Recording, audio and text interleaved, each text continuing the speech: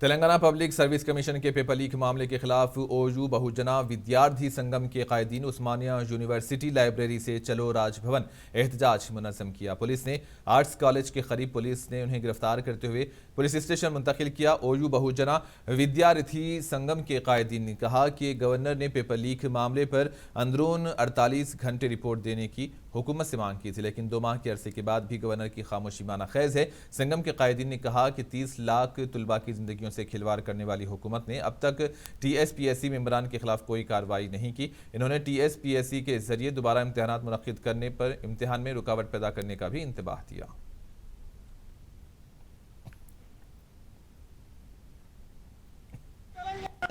governor వెంటనే స్పందించాలి